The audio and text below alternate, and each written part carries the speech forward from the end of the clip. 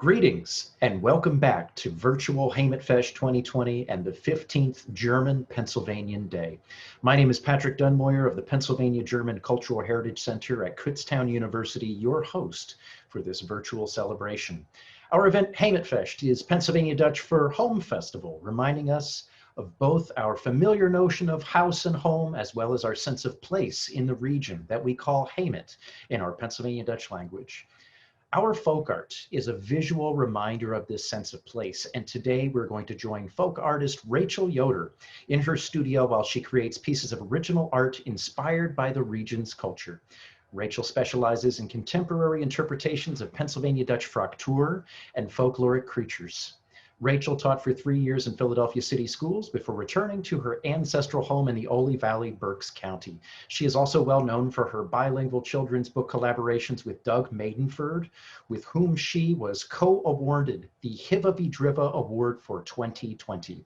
We are sure that you will enjoy your visit to Rachel's studio. Goeder Dag Heemet Fescht, welcome! My name is Rachel Yoder, and I am a folk artist, designer, and illustrator from Boyertown, Pennsylvania. Today I'm going to be showing you some really exciting projects that I'm working on right now, and some of the videos are going to be zoomed up, so I'm going to do a time lapse, and some are going to be real time. So please let me know if you have any questions. I should be tuning in live, and I will be answering questions as we watch this together. So a little bit about me. I live here in Boyertown, and my husband Hunter and I are both artists, and we usually attend all of the Pennsylvania German Cultural Heritage Center events, and we love them so dearly. They're very special events to us because we get to bring our children to Kinder, and we really enjoy the work that they do over there at the Heritage Center. So as disappointed as we were that it was canceled this year, we're equally as excited that you guys have decided to put it online, and we still get to connect with the folk and also the vendors. So welcome. Goeder Dag Heemet Fescht. Here we are in my studio, and I am going to do a presentation that sort of shows what I'm up to right now. I have a couple pieces that have been ordered and I have to work on, so I'm just going to kind of show you what I'm going to be doing this week. So for this piece, this is a piece of plywood that I'm going to be making a Big Mama hex on. It's 16 inches. There's our 8 inches, and I am going to be creating a Big Mama hex on this piece. This is a printout of a Big Mama hex design, and I'm just kind of figuring out the math of it to see what the scale should be for the rosette, and then the star, and then the hearts, and sort of figuring out what ratio it should be. So it's about twice as big. Let's see. I think I can remember the math equation. Hang on. This is actually the hardest part for me. So I have a 16-inch disc, and I'm going to break it into 1, 2, 3 thirds, and then we're going to use 9-inch into thirds. So let's see. So it'll be about 3. So it's 1/3. So 16 1/3 is going to be 4, 5. So it's about 5 inches. Okay, so I'm going to make the middle part is going to be about 5 inches. So I'm going to find the midway and just mark it. And then another 2, 3. Let's bring our star right there. Okay. So to start off, I'm going to create a rosette. I have this wonderful Circle Masters compass. It's what the great Ivan Hoyt uses, and having seen his amazing workbook, this is what I have found is the best compass as well. although I also use a safety compass sometimes, which is a very nice tool that I learned about when I was an art teacher. Okay, so I'm going to follow the grain here, so I want this to be my top and this to be my bottom. So in that case, I'm going to start the petal of the rosette in that direction. I call that a compass sweep. I'm not sure what the technical term is, indeed. I call it a sweep though.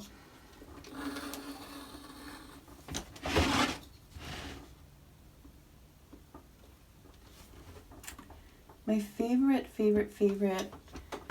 hex sign motif or barn motif is absolutely 100% hands down the rosette. I find the rosette to be a symbol of femininity,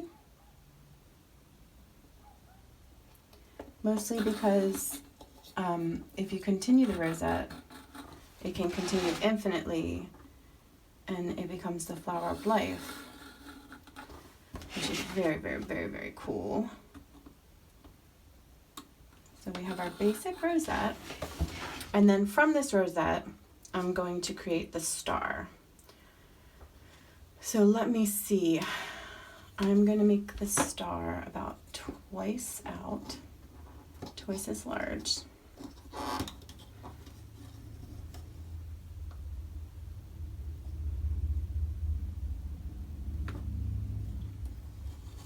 And I actually want my heart to go about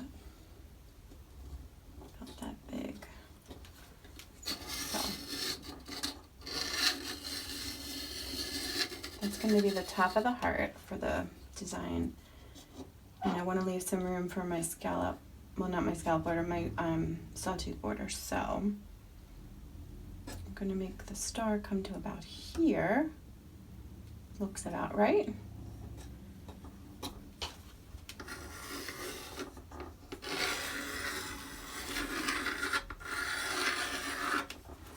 All right, so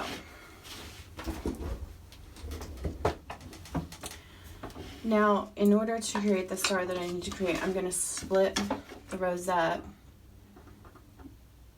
So it's 2.5, so half of that to find my midpoint. Whoops. Actually, I'll just do that.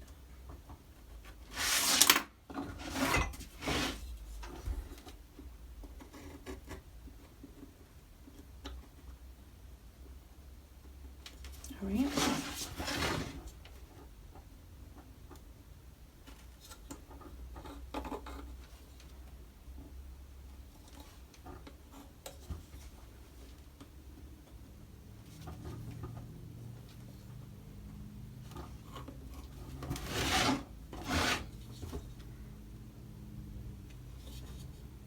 And this just gives us a really good estimate about where the midpoint between the two petals would be.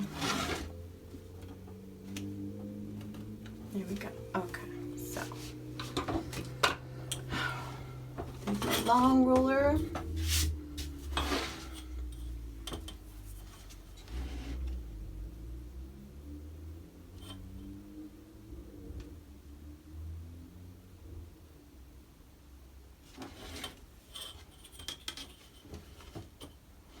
So each of my points of my star is going to cross in between these 2 points. So it's going to come to this point. Use this one actually.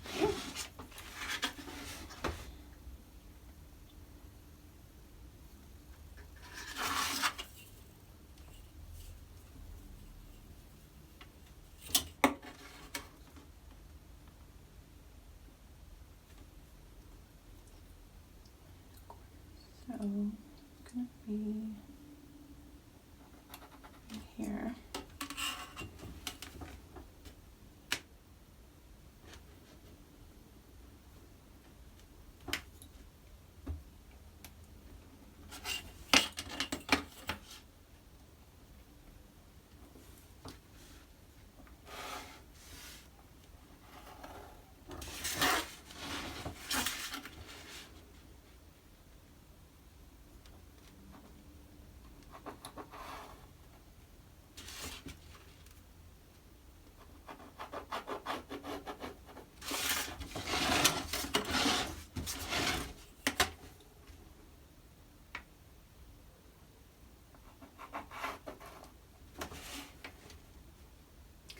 So I also love hearts very, very much. Another huge favorite of mine is hearts, and I love the idea of the star points actually creating the heart. I just absolutely love this design so much, and also it's just in 2 colors, which I greatly, greatly enjoy. The simplicity of the color scheme.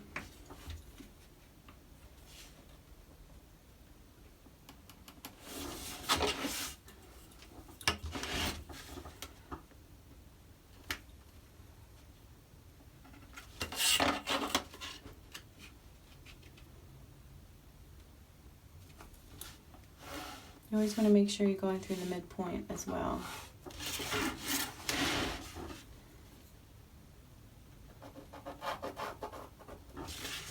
Normally my work, my fraktur work or illustration work, and my drawing work is super loosey-goosey and gestural and lots of energy and movement. When I paint hex signs, I get much different, and it becomes way more about precision and clean lines. I really appreciate so much hex signs that are created in a very primitive spirit. But it's very difficult for me because I get, for some reason, just very, very anal about precision in this particular type of artwork, which is really funny because it's so not my personality or my typical way to make art. But for some reason, with hex signs, it really means a lot to me for it to look as balanced as possible. I think it's just a matter of balance, not precision. Maybe I shouldn't call it precision. It's more just making it balanced. It feels good. It feels like it satisfies something in me, because I think as much as I love primitive hex signs or hex signs that are done without as much precision, I think it's a little harder to use them in like a meditative way, which is something that I always encourage people that would like hex signs for meaning and not just for decoration. Some people really just enjoy hex signs because they look beautiful, but if somebody comes to me and asks me if I can make them something with a special meaning to it, I always say, you know, that it's really important for both the artist and the person who's going to live with the hex sign, who's going to own the hex sign, to both charge the hex sign with their own intention or energy. I think about that a lot when I think of this piece. But then if somebody likes the way it looks and they're looking for something, oops. See, I can't talk and do this. And they're looking for something to have a deeper meaning for them, I always encourage them to take the piece home and, you know, meditate on it. I call it a visual mantra. So if anybody's familiar with yoga or meditation, you'll understand a mantra. So this is like a visual mantra. So it's really fascinating to me. I felt captivated by hex signs. So that's looking like very good for me. I'm liking this a lot. So now I'm going to bring up my points and make my hearts. So I'm just going to bring these points up. Whoops. Try that again.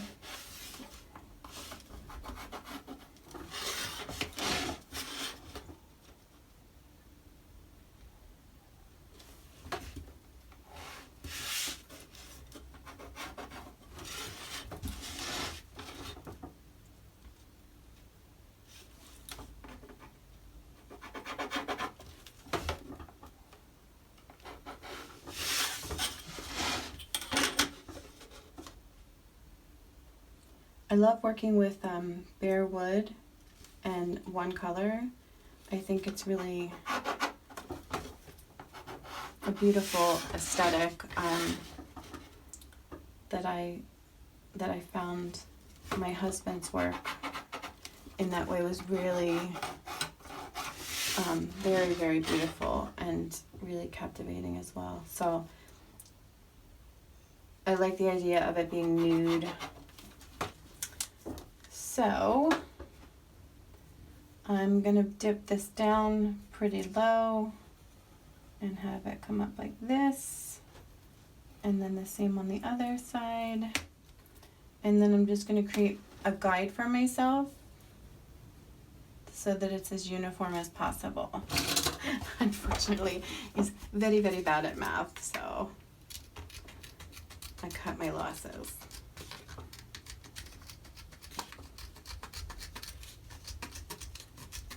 So I just give myself a little help there because I want every heart to look the same. Okay, so it's looking good. So I'm gonna line it up with my top and then create my heart.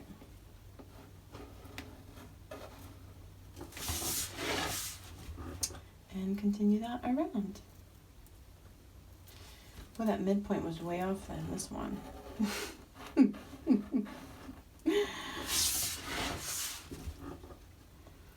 Try as I might, I'm not always as precise as I'd like to be, but that's okay.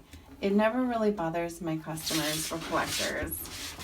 In fact, something that I think my husband and I talk a lot about is the mistakes are what makes it kind of beautiful, and also what definitely qualifies it as handmade in a lot of ways, that there are mistakes. So I think that's a nice way to get yourself out of feeling bad about mistakes.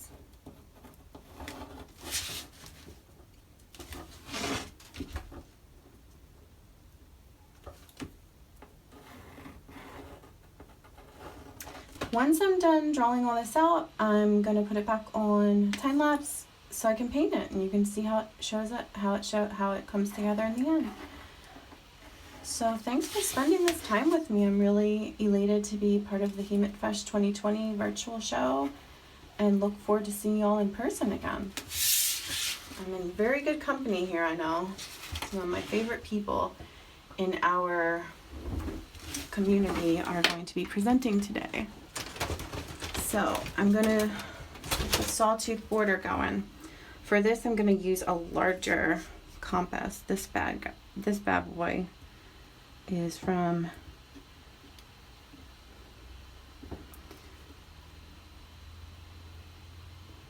I believe it's from Rick. Many of you know Rick from Heemet Fescht and Easter on the Farm. He used to sell photographs, and his wonderful partner Barb Esterly is one of my favorite people in the world.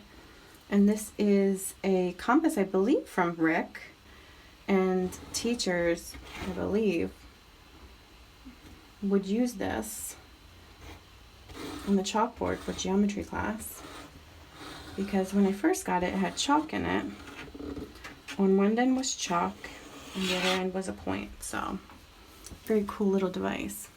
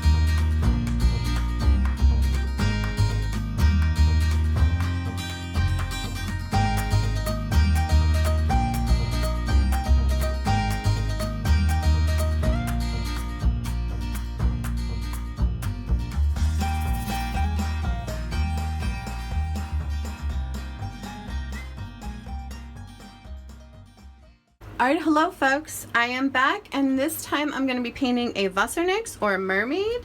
What I've done is I have done the shape of the Wassernix and then done a little pencil sketching to get the idea of where all of my Wassernix parts are. This is a Wassernix that I have painted before. So she's a custom piece that I'm creating for a customer, and I'm going to show you how I do it.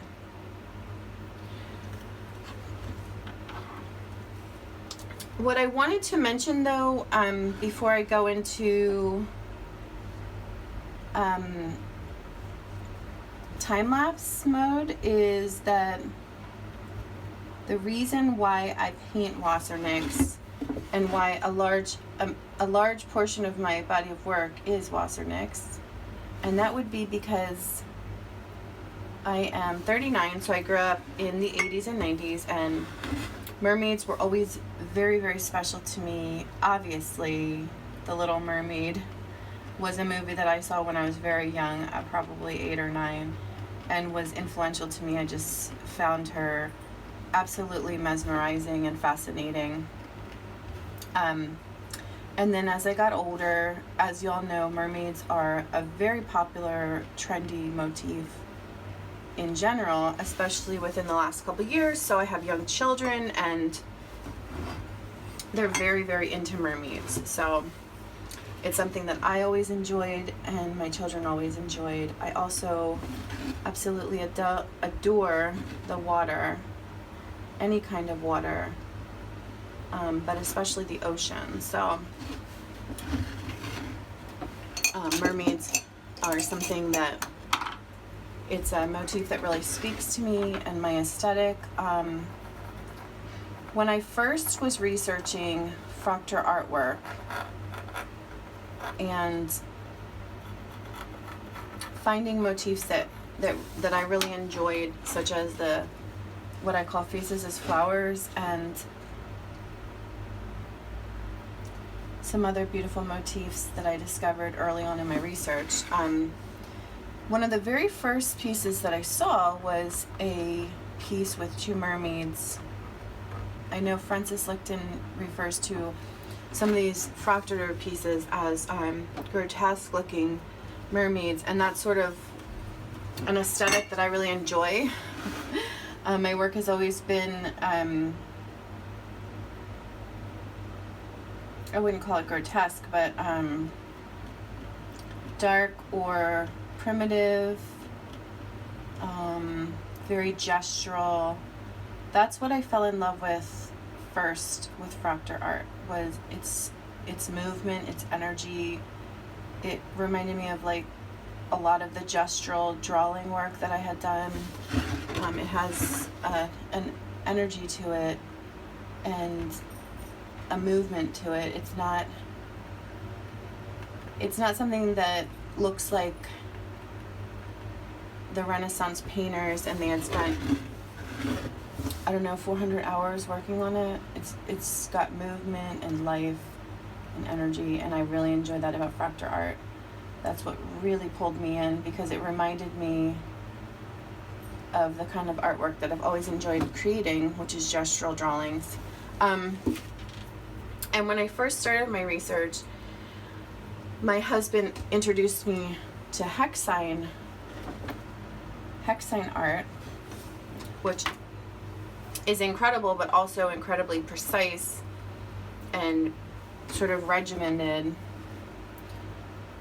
And what I guess drew me to fraktur work and made me sort of like feel it was a more natural type of style for me to work in was the fact that it wasn't so regimented, and that it had a lot of spontaneity and life and movement. So that's the best way I could describe why I love fraktur artwork so much, because I was always interested in art that had movement. And again, I'm going to use the term gestural, which is kind of a strange term if you haven't taken tons of drawing classes like myself. Gestural drawing is really about the energy. I don't know the exact definition, but it's the energy in which you create the drawing. So it would be like using your whole body instead of just your hands to create the drawing. It gives it like a movement, and it's very, very cool. Since the fraktur work I do is pretty small, I don't really get a chance to get full-on gestural with it, but I used to work very large when I was really focused primarily on fine art. My pieces were very, very large, so it was a tough transition, honestly, to work smaller, because I felt really comfortable when a piece was large, and I would stand at it, and I would mostly work in chalk, pastel chalk and chalk and oil and acrylic, and I liked that idea of standing at the artwork, and the presence of a large piece is very cool. But then when I found fraktur art, it was neat because it was like a new challenge for myself to create work that is much smaller and much more uncomfortable for me at the time to sit with a small piece. But I liked that challenge and the restriction of working so small. I remember before I saw any fraktur art in person, my husband and I had gone to the Philadelphia Free Library for a fraktur show. And I remember I had researched it online first to see what pieces I would want to see and everything. And I remember when we got there, the work was so much smaller than I imagined, because online, when it's scanned, it gives the illusion that it's a lot larger than it is. And I remember just being completely blown away that these incredible works of art were made on very small pieces of paper. I don't know if I have like... So these are some cards I've done. But the original Faces as Flowers that I saw was probably a quarter of this size. It was such a small piece of paper. Maybe like the size of... It was about this big. I don't know what size this is, but imagine that. They worked so precisely with their watercolor and their ink. That's an incredible visual, and I just remember being blown away. And here I am, an artist that works very large scale normally, and I found this so intriguing and fascinating, and such a humongous challenge at the time to create something so small and delicate. Although my work has never been quite that small. I did one fraktur piece that was very, very small, and it drove me mad because it's just, it feels very uncomfortable for me, which partly I like and partly, again, drove me mad. I'm going to use something else for this. So that's a little bit about why I draw and paint mermaids. I found there was also a huge interest in them. They've been some of the most successful pieces that I've made, and that makes me so happy because I enjoy making it so much. So it's a little bit about that. Let's get this going. I always try and start my pieces with red first because it's just a ritual. I know a lot of artists have their own rituals that they do, and that's just one of my rituals, that I usually start with red because red is life. Yeah. So this lady,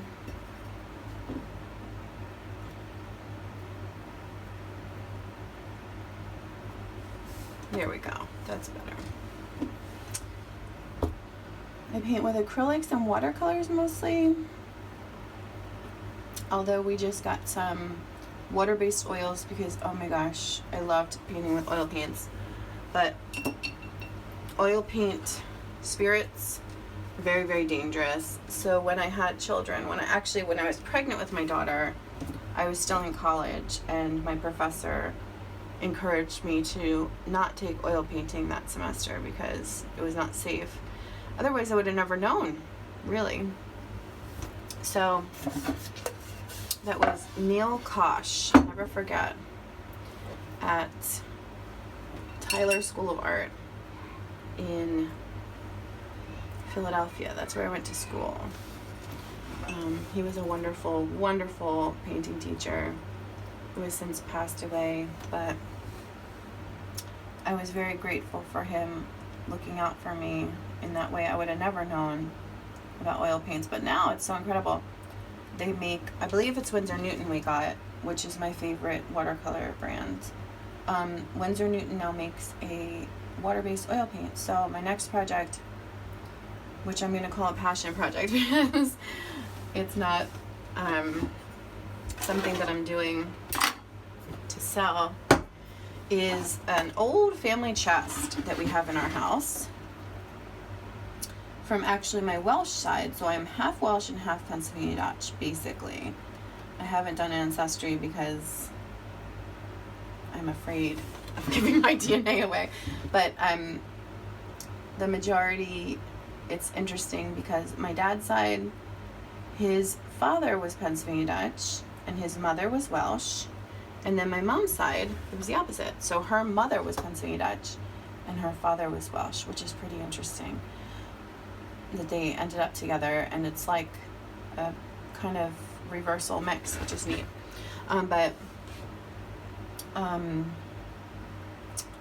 This chest that I have is from my grandfather maternally, from my grandfather's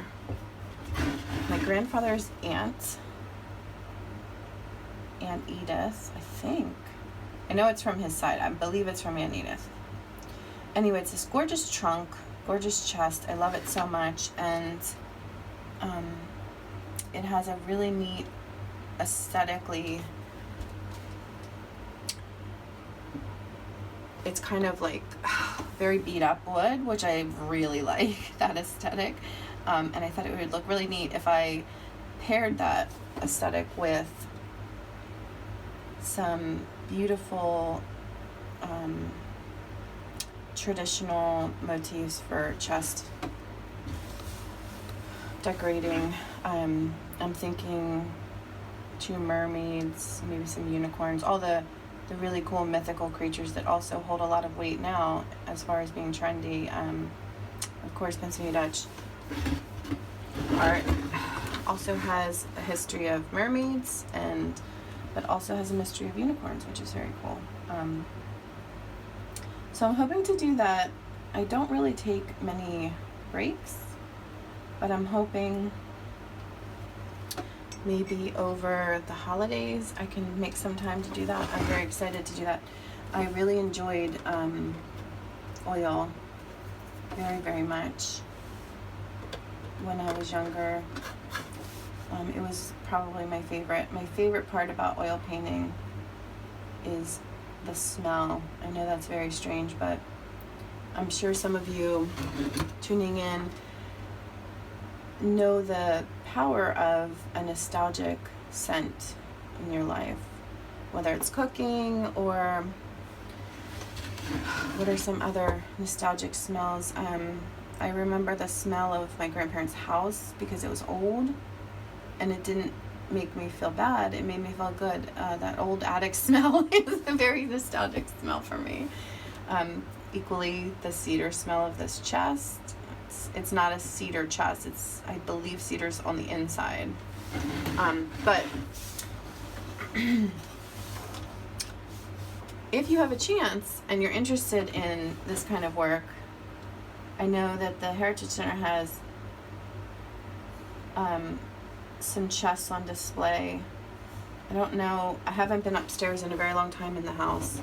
But also the Schwenkfelder over in Pennsburg, they have a new exhibition in their main space of tons of blanket chests stacked on top of each other, and it's very cool to see them all together. So that's a very nice exhibit as well to put in your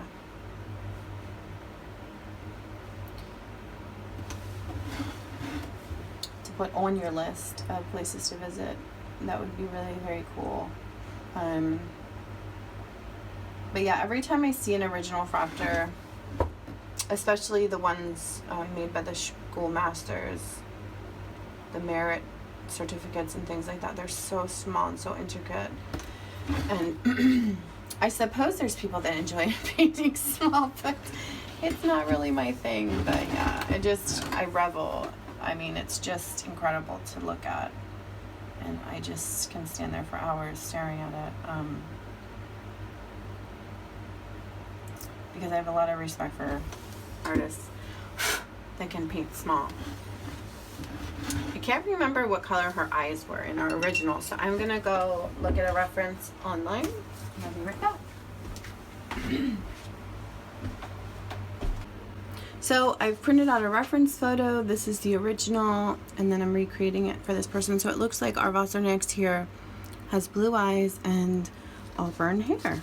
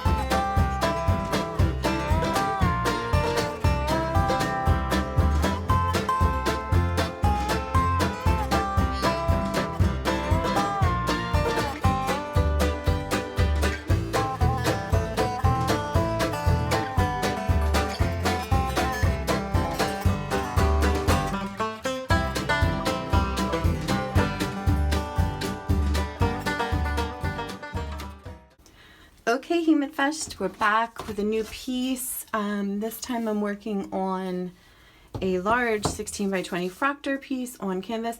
This is the original, and I'm replicating it for a customer. They wanted a different size. Originally it's 11 by 14, but I've drawn it out, and now I'm going to add paint and ink. So come along with me. This is based on some old fraktur motifs that I found very interesting. Of course, we have our angels, our distelfinks, our tulips, our faces as flowers, beautiful flowers, tulips, some more flowers, some more distelfink, of course, and my ultimate favorite, you can see, 2 Wassernichts. So let's get started.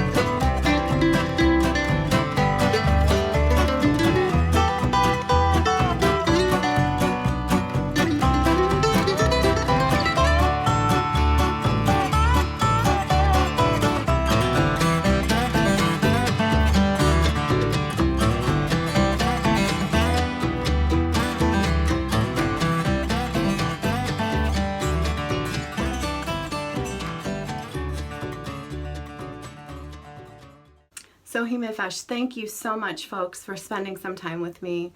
I'm Rachel Yoder saying mach's gut and goodbye, and enjoy the rest of your day and the presentation. And if you would like some more information on me, my website is www.rachel, Yoder.net,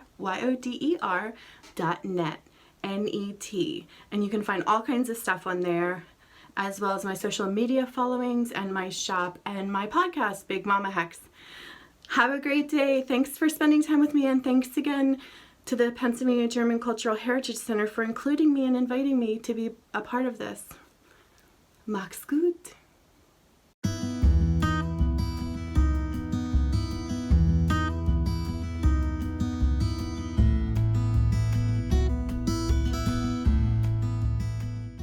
Thanks for watching, but don't go away. Coming up next, join us for some transatlantic folk music from award-winning musician and Berks County native Dave Klein, who will be sharing Pennsylvania Dutch and German folk music. Cultural programming for this transatlantic celebration is brought to you by the Pennsylvania German Cultural Heritage Center at Kutztown University and the German-Pennsylvanian Association.